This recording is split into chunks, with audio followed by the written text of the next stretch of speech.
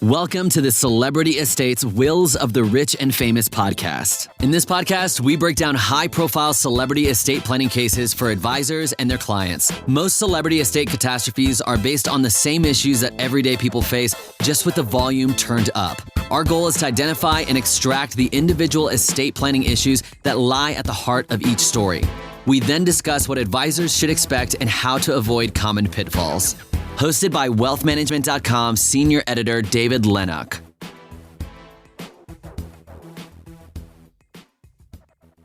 Hello, everyone, and welcome to the latest episode of wealthmanagement.com's Celebrity Estates, Wills of the Rich and Famous.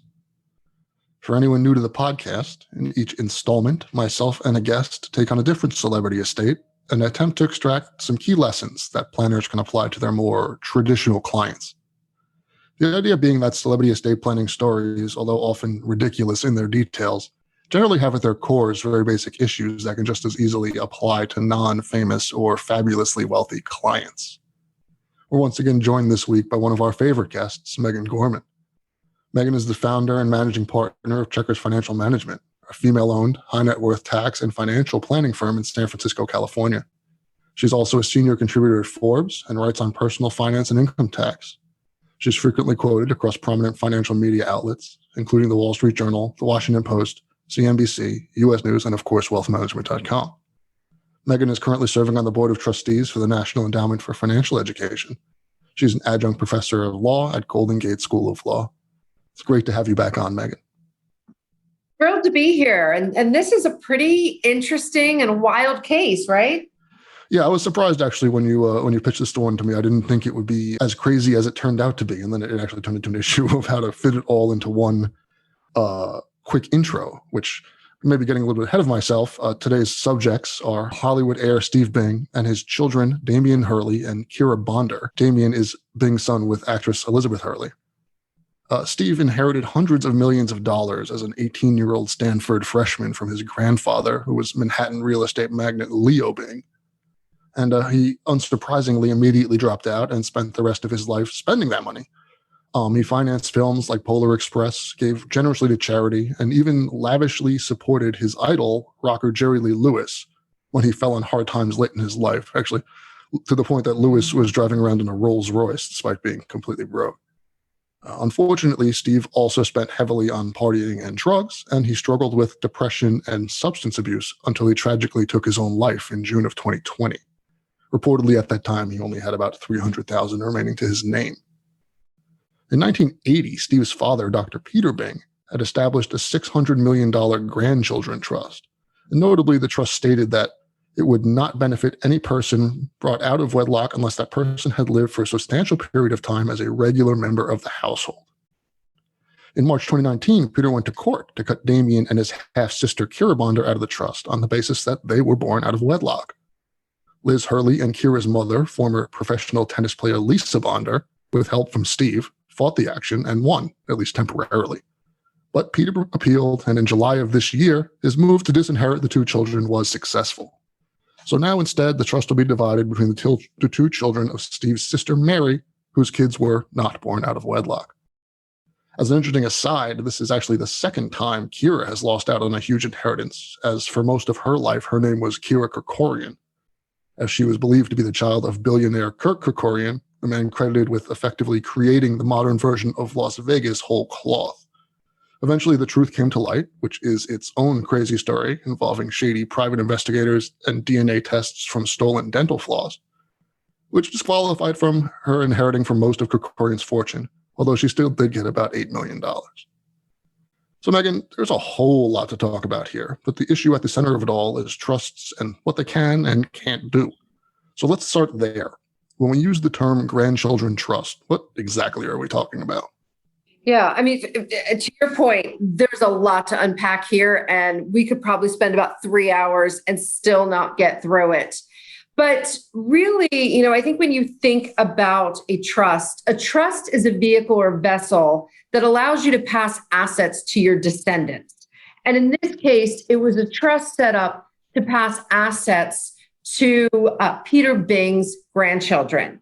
And I bring this up because one of the interesting parts of this is this whole case is about family dynamics, right? It's dynastic family wealth, and it's people doing things to try to control other generations. And so I bring this up because Steve Bing was a beneficiary of his grandfather's trust, and his grandfather was Leo Bing. But these were trusts set up by Peter Bing for the benefit of his grandchildren.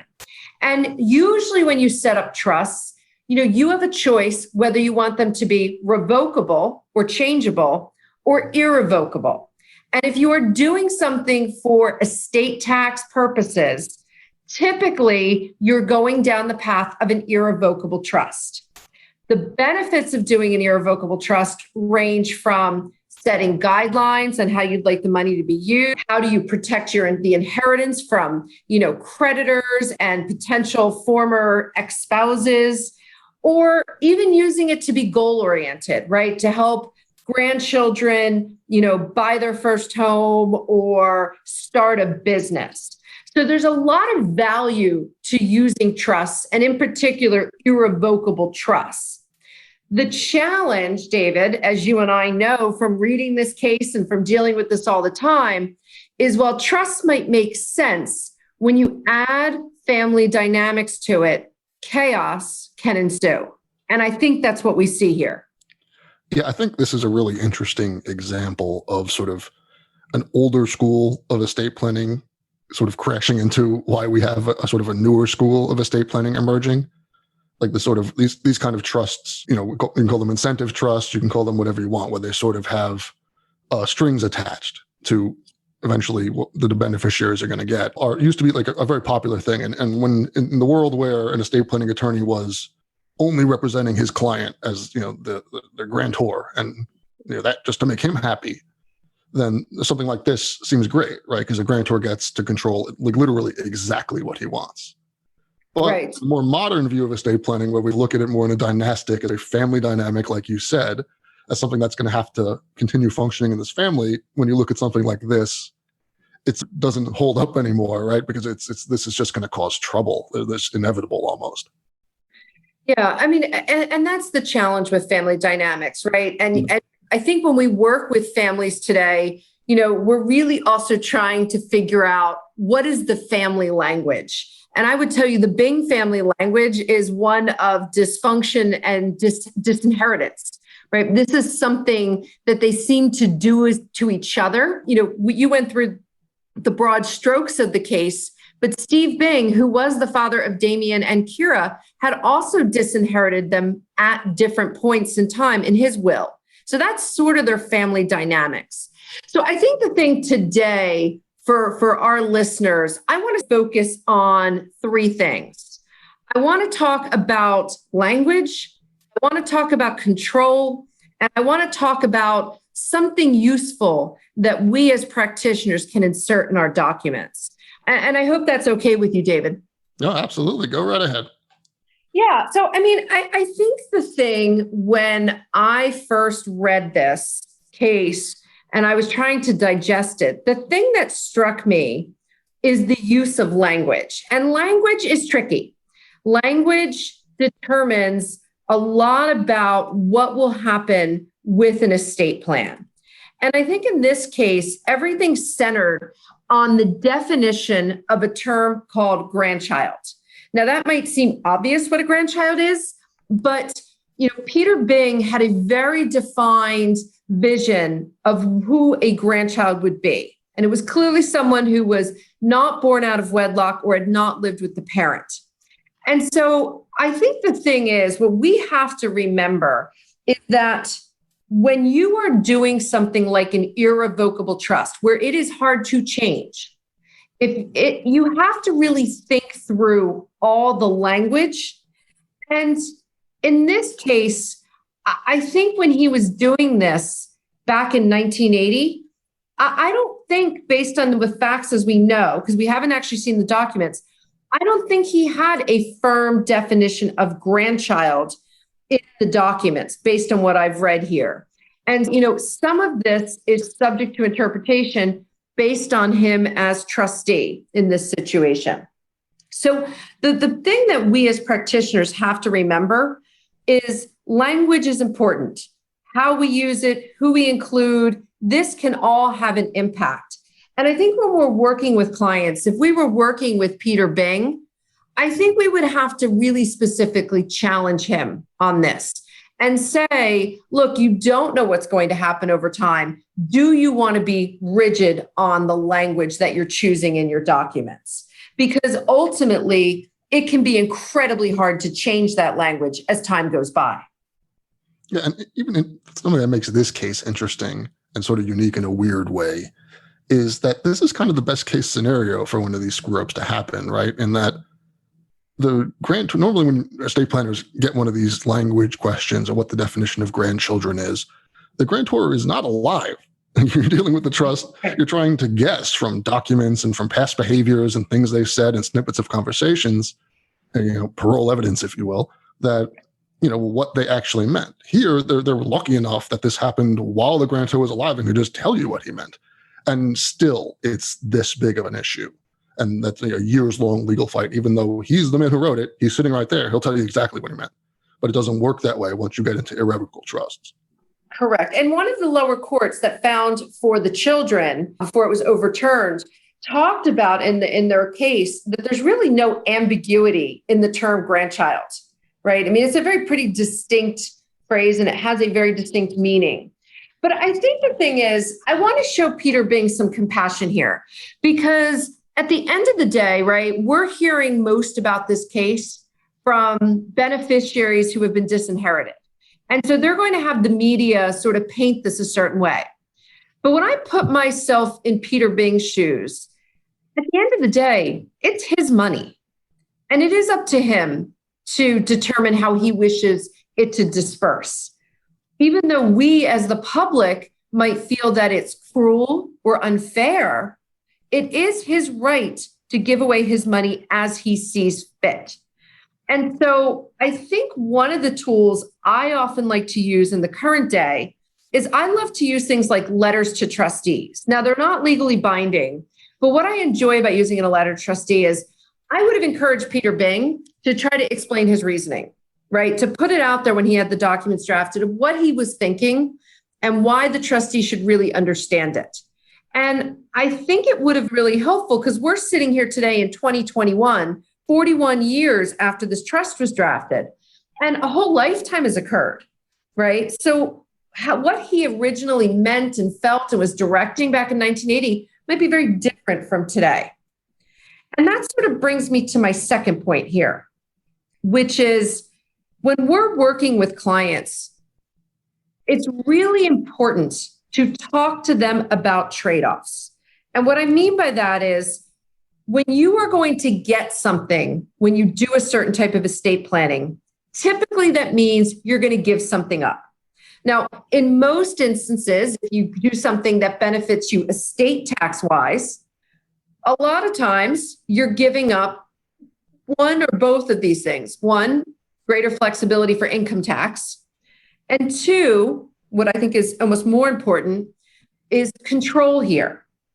And so clearly, based on how the estate tax law was functioning in 1980, Peter Bing felt it was important for tax purposes to set these trusts up.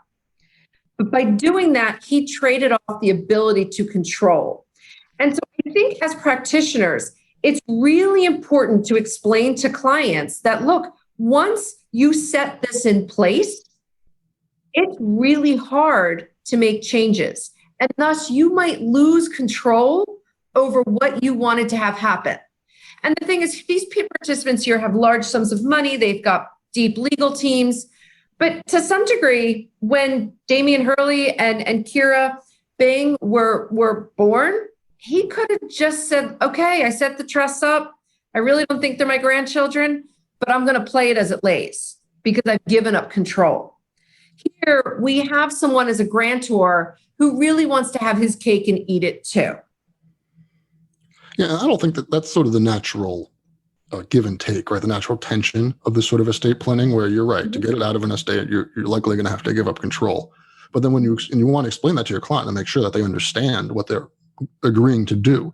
But then by doing that, a lot of times, these are, first generation wealth owners, a lot of times builders, like giving up control is scary to them. And then what they're going to want to do then is bake in as much control as they possibly can into the trust. And then that fights directly against the better interest of the trust, which is to remain flexible. And so you end up with this give and take between making sure your client knows what they're getting into and say that, okay, you're going to give up control. You have to understand that, but also don't get too crazy with putting too much what we call dead hand control. Mm-hmm.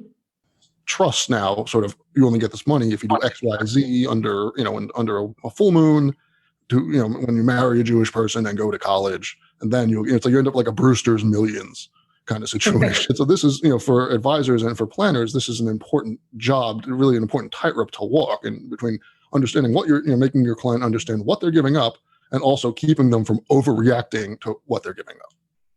Yeah. And I think that goes to my third point here, right? Because I think if we were sitting there in 1980, there's one thing I probably would have added to the trust that probably would have saved everybody a lot of, I don't want to say heartache, because I think there was going to be heartache regardless based on the family dynamics here, but maybe it would have lessened the legal bills. And it's a concept that, really comes from the UK. And I have to tell you, when I first started in the industry, I didn't see them that much. But over the past 20 years, the American estate planning system has really embraced this concept of a trust protector. And I think this is one of those instances where a trust protector could have been really, really valuable. Now, in sort of the broad strokes of things, the trust protector's job is to supervise the trustee. I want you to think about that. They are not the trustee. They are not the beneficiary. They are not the grantor. They are the protector of the trust. And it just always makes me think of King Arthur and Knights of the Round Table, right? They're there to protect the integrity of the trust.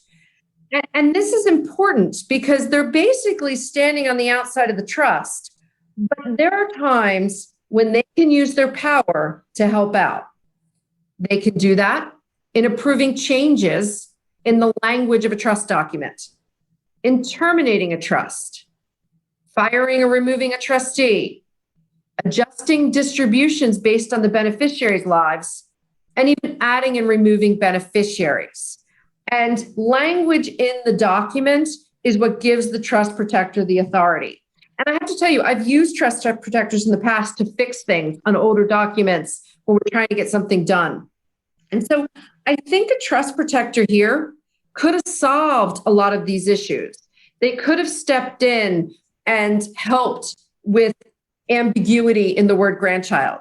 They could have stepped in and said, look, okay, the definition really is a true grandchild of wedlock and lived with the parents, but maybe we carve out a piece for these people who are also technically beneficiaries.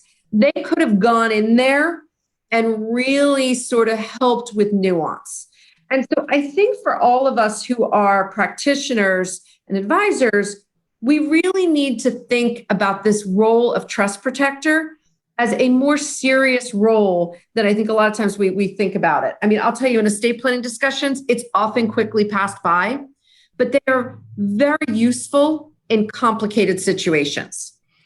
Yeah, I mean, especially in those complicated situations, right? Everyone's initial instinct in hearing when they hear trust protector is like, well, what's the trustee for then? Why do we now need this other person? But the trust protector does, like Megan said, exactly what it says on the box. They protect the trust, and a lot of times they also protect the trustee, because as in this modern world, as things have gotten more interconnected and money is all over the place and all over the world, the globalized world we live in, being a trustee is increasingly becoming a job that sort of like is not particularly, it's less and less feasible for one person, especially one like layman, to do. And the larger that and more complex a trust gets, the more impossible it gets. And there's a number of sort of catch-22 situations that a trustee under their fiduciary duty can find themselves in, where they're given two decisions and both decisions are wrong, and they're liable under both of them. And a lot of that comes up when you're having to deal with sort of the best interest of the trust versus investing, also managing investments. You end up with these weird catch-22s of what's necessarily good for a long-term investment is not necessarily good for the short-term benefit of the trust. And they're looking at there's like a moving goalpost for them. But having a trust protector can help come in and protect the trustee a lot of the times from having that by either partitioning off the responsibility for certain different aspects of the investments or different aspects of the trust, and they can come in and manage, sort of they're almost like the quarterback, the team manager over the top of what's going on here, and can actually protect the trustee from a lot of these situations that, through no fault of their own, they can really get themselves in trouble. And being a fiduciary is no small thing. And a lot of times it's taken very lightly in terms of, oh, you're going to be my trustee? Okay, sure, Uncle Bob. But it's not that simple. No, it's not. And especially on these big, large asset bases, it is not uncommon to have a corporate trustee, right? And the beauty of the corporate trustee is they have departments filled with attorneys that can help mitigate the potential liability. The challenge of a corporate trustee is they read the documents black and white. And what I've always liked about a trust protector, and I had to use one in this instance probably about 7 years ago, is in that case where I was working on it, the trust protector knew the grantor very, very well before they had passed and was able to add nuance and stories that helped us to a solution in what could have become a highly fraught situation. So I'm not saying that this situation would have been easily fixed by a trust protector. I do think it would have been helpful. But I also think we are living in a day and age of difficult family dynamics. And so if you do, and one of the estate plans I was thinking about when I was reading this one is Jackie Kennedy's. And David, I don't know if you remember this, when Jackie Kennedy passed, it was because she lived in New York, her will was probated, it was part of the public record. She specifically excluded her sister in her will. And they were both very, very close as sisters. But, she basically said in her estate plan, I leave nothing to my sister, Lee Radziwill, for reasons that she knows. And I think the thing is, first of all, the language there was very clear, but it was also very clear that she just didn't want her sister to inherit. And I always am struck by that because it tells you a little bit about their family dynamics. And if you're working with a client who has those potential family dynamics, it is important to really try to figure out the dynamics and think about how certain estate plan scenarios could play out and really walk your client through it. Yeah, and it's also important to anticipate that, when you're disinheriting, that carries a certain emotional weight regardless of the reason. I mean, there's many reasons to disinherit that a grantor might want to disinherit someone from their will or from their trust. But they range from, in this case, I don't actually think you're my grandchild, to I hate you now, I don't want you to have it, to just, you're rich, you don't need the money, you don't need the money, you don't want it, I'm going to give it to somebody who actually needs it. But when you bring all those things in and you tell somebody they're disinherited, there's an emotion behind it where it has this negative connotation where I'm not giving you anything. That can start fights, even if it's not really something that's meant to be fought about. Correct. And in this case, in particular, Elizabeth Hurley and Lisa Bonder, who are the mothers of the children who have been disinherited, they're very media savvy. And so a simple Google search will turn up a whole host of articles that paint the Big Bing family in a very negative light when they clearly had a vision for how their inheritance was supposed to pass. So I think, David, my takeaway from this goes back to the three things, which is think about the language you put in documents. Words have meaning. We've got to think about how it will play out like a disinheritance provision. Think about the fact that if you're going to get some tax benefits, you also are giving up something, and in this case, control. And you really want to understand what vehicles are available to you, like a trust protector.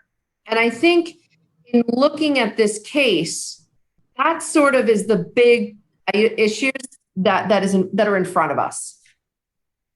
Yeah, and I think this case, in addition to all the trust issues that we've talked about here, on the show many times we've talked about avoiding probate and privacy and why people might want those things.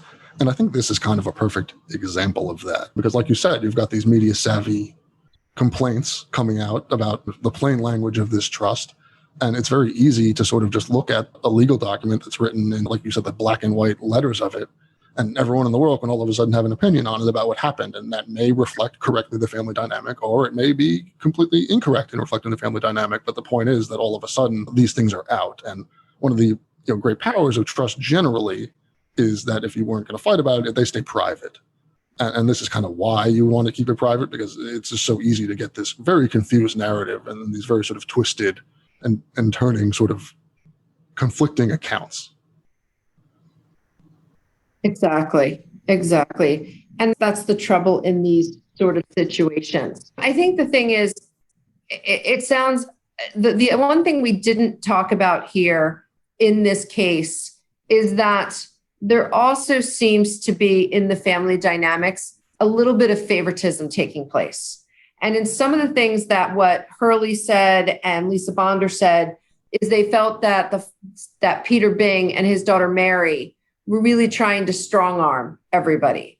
And at the end of the day, none of this is a positive outcome for the people involved. Everybody leaves frustrated, even the ones who sort of win in this, because it's just not a healthy situation. Yeah, absolutely. Unfortunately, that's all the time we have for today. But I'd like to thank Megan Gorman for, as always, being a fantastic guest. Thanks for having me, David. I really appreciate being on, and I look forward to being on again in the future. We look forward to having you again. And for all our listeners, I'll see you, or I guess you'll hear me, on the next episode of Celebrity Estates, Wills of the Rich and Famous. Thank you for listening to the Celebrity Estates Wills of the Rich and Famous podcast. Click the subscribe button below to become notified when new episodes become available. The information covered and posted represents the views and opinions of the guest and does not necessarily represent the views or opinions of InformaWealthManagement.com. The content has been made available for informational and educational purposes only. The content is not intended to be a substitute for professional investing advice. Always seek the advice of your financial advisor or other qualified financial service provider with any questions you may have regarding your investment planning.